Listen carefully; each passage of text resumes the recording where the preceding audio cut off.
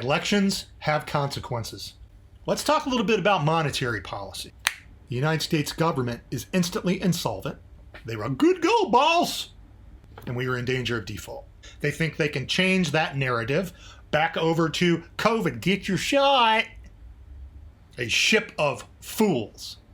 What's the plan? We're going to pay off all the student loans.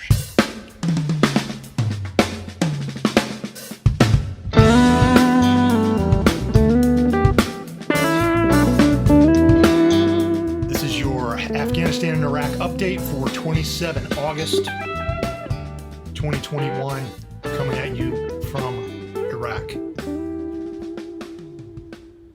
Latest is there's 12 Marines and 1 Navy Corpsman dead. 90 estimated total dead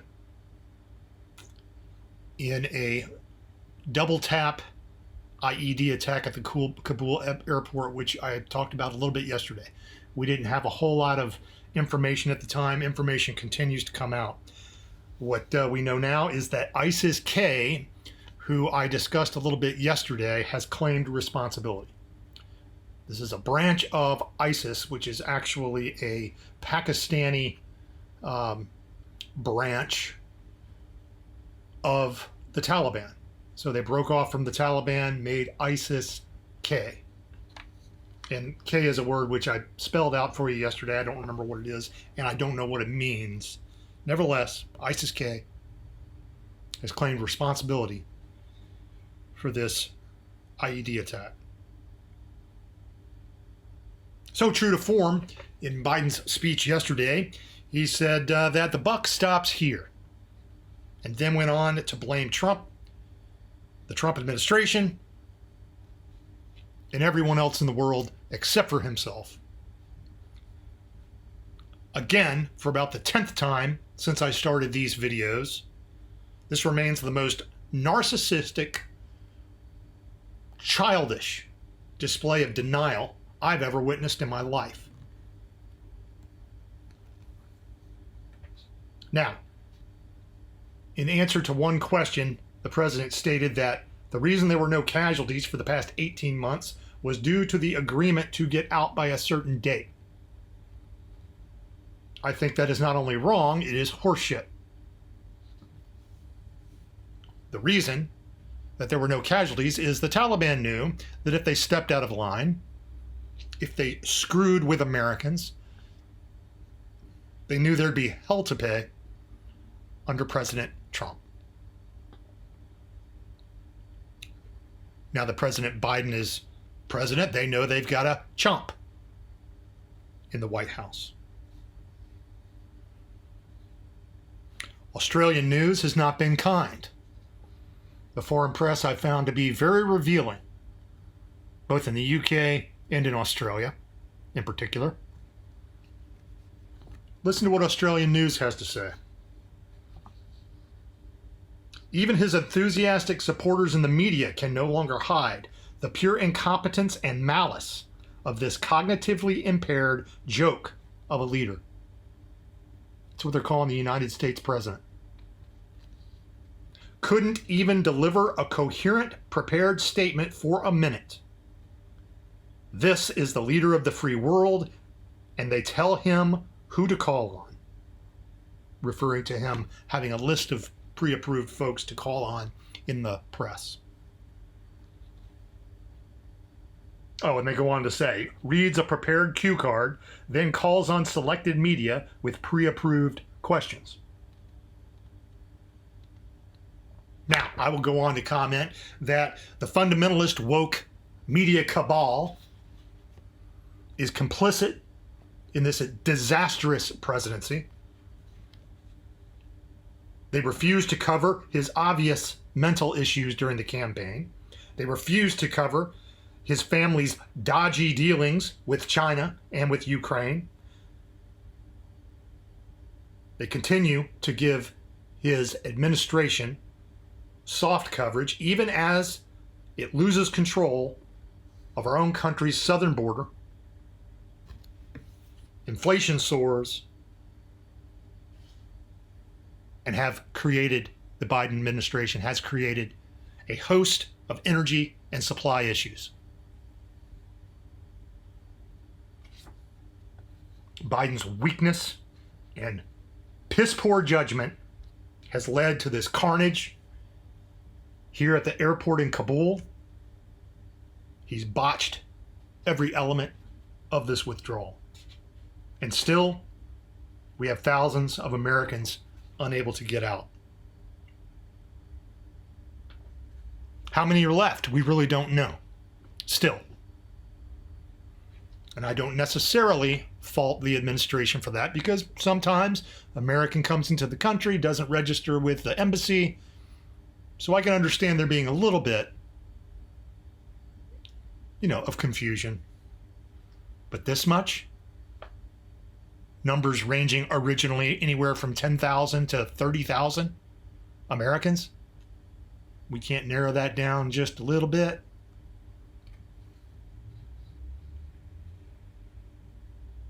So I ask again, Hard Charger, what's the plan? What's the plan to get Americans out of the country? I've not seen one. I've not seen one executed other than the lift that we've got going on for those who are able to get into the airport. But we know that many Americans are not able to get into the airport. We know that biometric data has been given over to the Taliban by U.S. officials, ostensibly to enable the Taliban to know who to let through so that we can get them out. Now, this unbelievably foolish and naive maneuver has handed the Taliban a list of people to kill and a list of people to kidnap. We shall see what happens. And oh, by the way, they have the biometric data to positively identify everybody that worked with the Americans and every American citizen.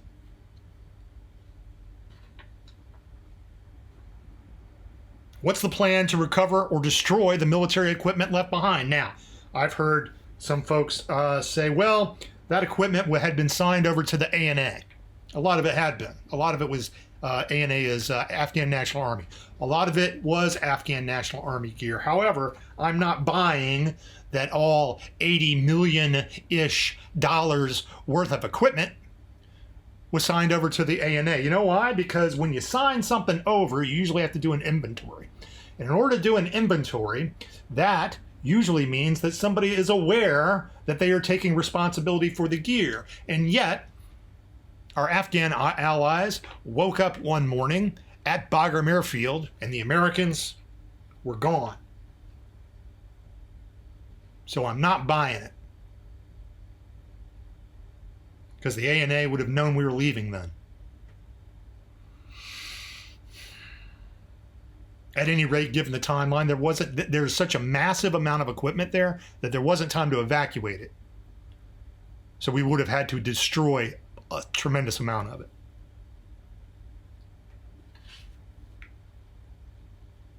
Back to Australian news.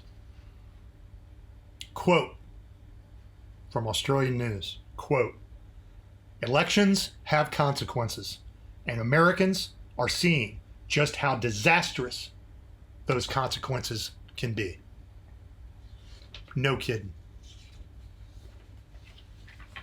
No freaking kidding. Do you trust this administration? Do you trust your government? Why or why not? You need to understand the answers to those questions. Why or why not? Let's talk a little bit about monetary policy. Let's talk about why that might be particularly important right now. I spoke a little bit yesterday about how Saudi Arabia was in talks with Russia and China about conducting oil transactions in a currency other than the dollar. Now, since the early 70s, all oil transactions have been done in the dollar as a matter of standardization. And it's part of what allowed the American dollar to become the world's reserve currency.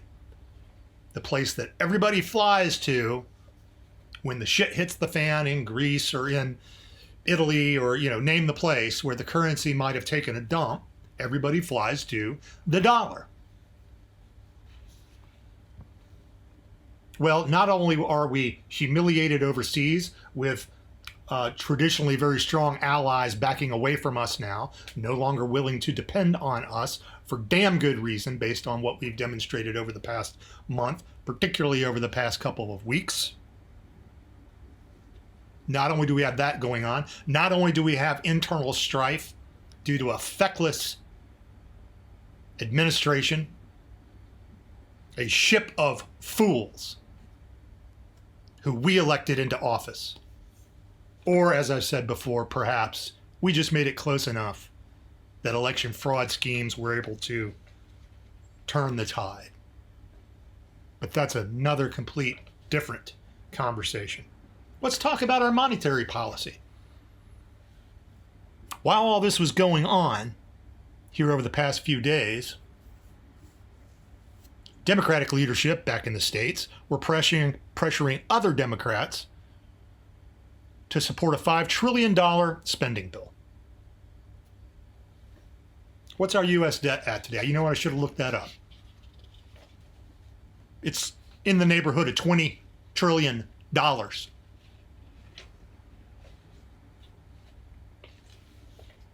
Just try to put that in a calculator. See how far you get. I think you end up having to deal with exponents. And then divided by 350 million, see what each American's share of it may be.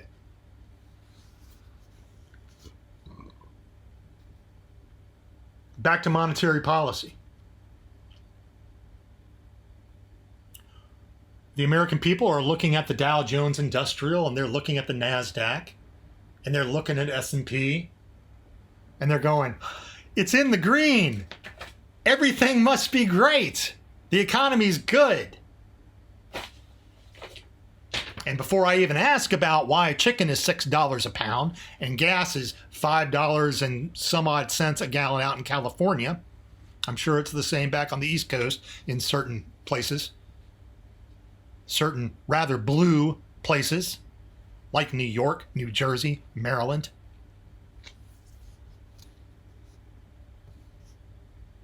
Before I even talk about that, let's talk about this.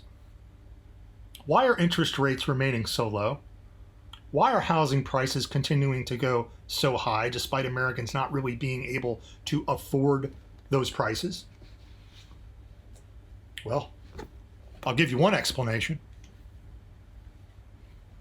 Our interest rates remain at historic lows because it's the only tool the Fed has to do anything with the economy. Now, as soon as they try to taper off to raise rates, as soon as they try to raise rates, what happens? What happened last time they tried to do it? I want to say it was about a year ago, last time they tried to do it. We had a nice sell-off in the markets.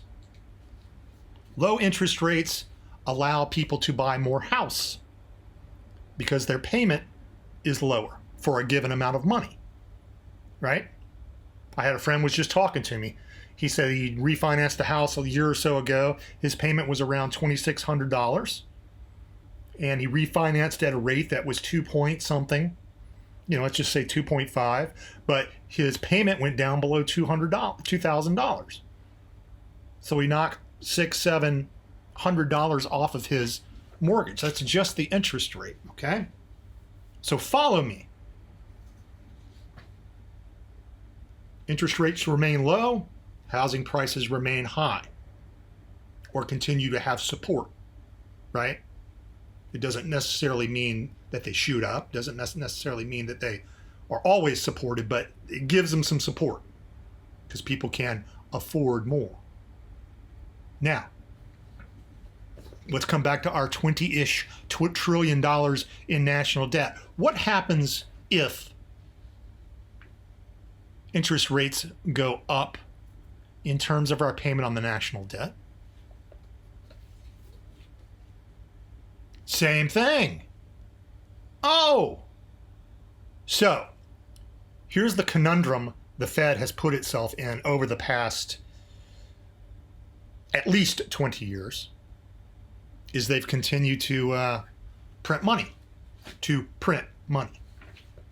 which is done by feeding money into the banks at the exchange window, and then the banks distribute that money through lending, they get it into the system, right? Through people who take action in the world and do stuff. That's how it works. So that's what's propping up our markets.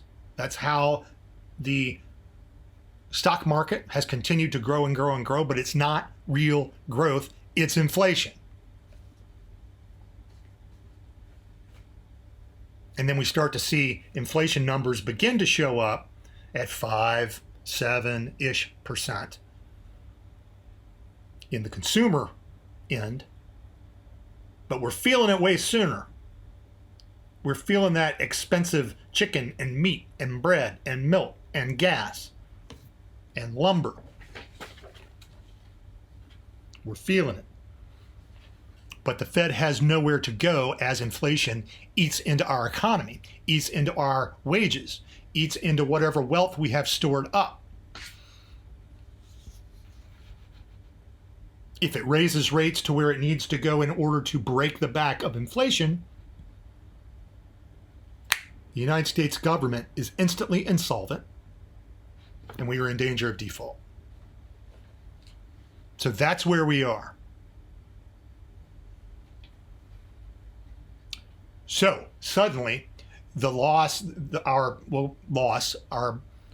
geopolitical disaster, our loss in Afghanistan, our disaster in Afghanistan, and all the implications and loss of confidence in the United States suddenly has a real financial impact on everyday Americans. Now, this has been going on for a while, but now all of a sudden, the U.S. can't just say, stand on me. Because there's nobody standing with the United States right now. I'm here to tell you. And you guys know it. You're not dumb. You see the news. Check out some of the foreign press.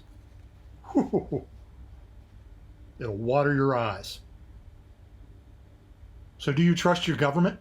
Do you trust this administration? I'll say it. I've said it before. I'm going to say it again. The president and the vice president are complicit in this global, unmitigated disaster and should resign. The Secretary of Defense and the Secretary of State are complicit in this horrific decision that has put us in this position, and they should resign. Anyone who was in the room when the decision was made to conduct such an elementary school, playground, fantasy land plan to extricate ourselves out of Afghanistan should have resigned back then if they had any sense of integrity. Obviously, none of them did. They were a good go, boss. They should all be removed or forced to resign. And it is up to you and me to force them to do it.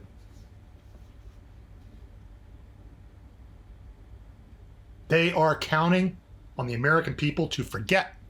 They think that we are stupid and that we will continue to remain asleep at the wheel and that we will not take responsibility for our part in this disaster. We are the ones who did this. The American people did this, and we each have to stand up and take our piece of responsibility.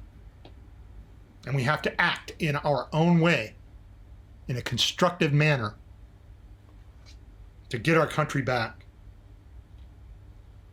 This government thinks that they can change the narrative from the disaster in Afghanistan, from the global geopolitical implications that we will likely be paying for a century or more. They think they can change that narrative back over to COVID. Get your shot.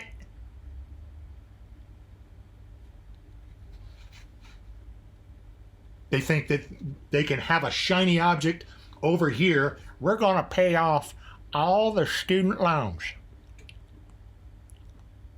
While on the southern border, we're being invaded. And I just got a photograph from a good buddy of mine in law enforcement. And guess what the photograph showed?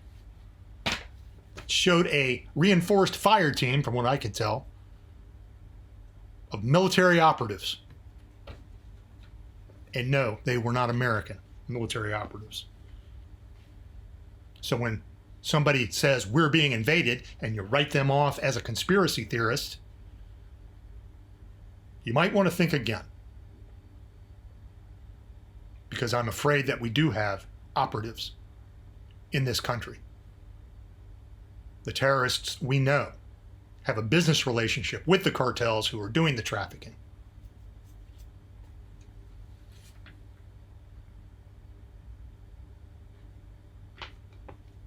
What about the balkanization of America? You guys buy this stuff? What do you think? Is it good to go to divide people into white and black and Asian and Hispanic? And say that you folks over here get one thing, and you folks over here, you shut up, and you folks over here, yeah, you're good to go. Is it okay to resegregate our country?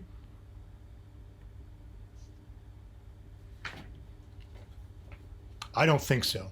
And I don't think any American with half a brain thinks so.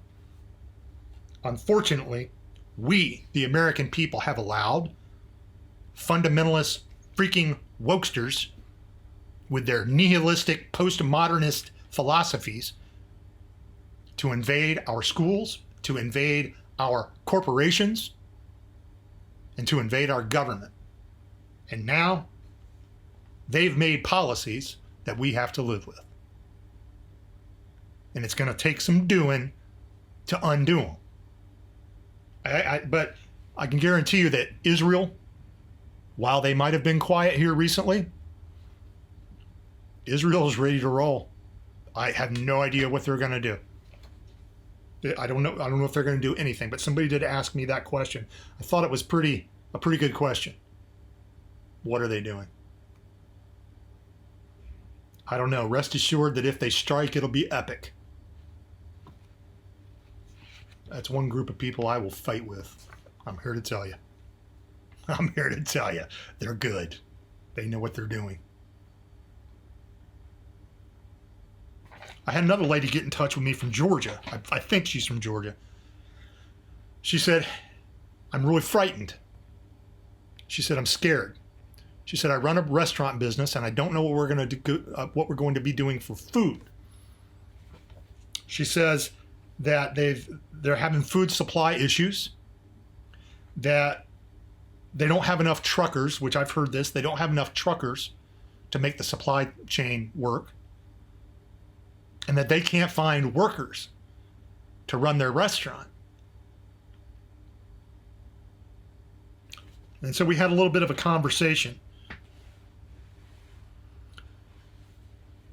So if you're concerned about these types of things, you're not the only one. You're not alone. There are a lot of Americans that are also worried about those very same types of things.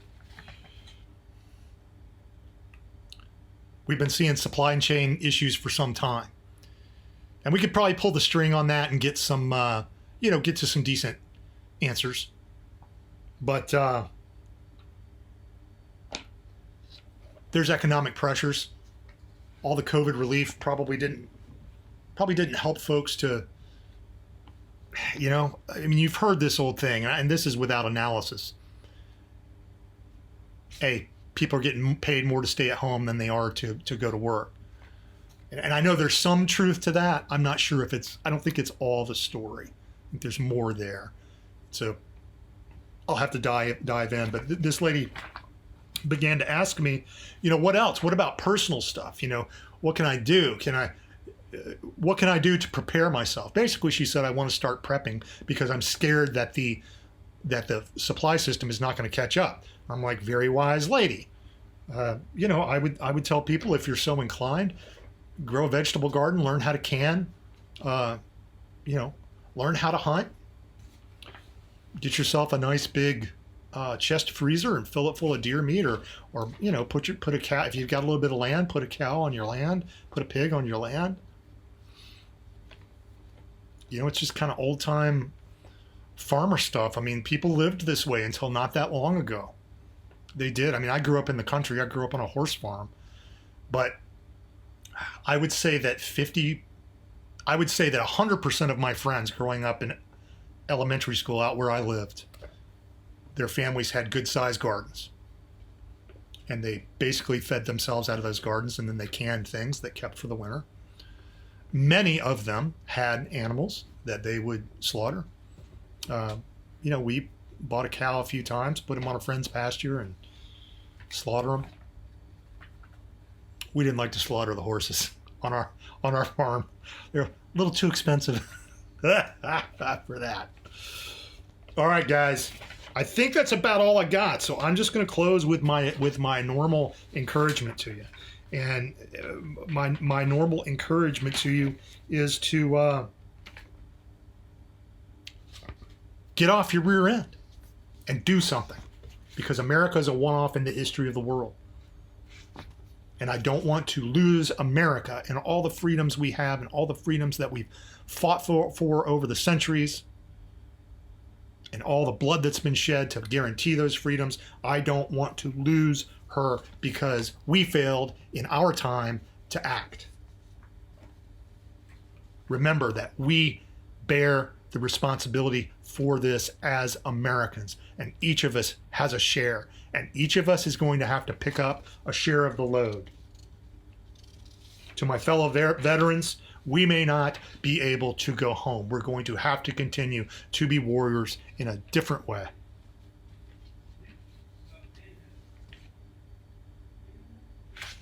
Rest of American citizens, America needs her heroes. America needs her warriors.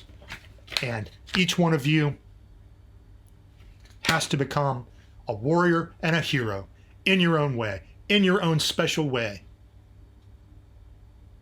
You have a special talent, a way with words, a connection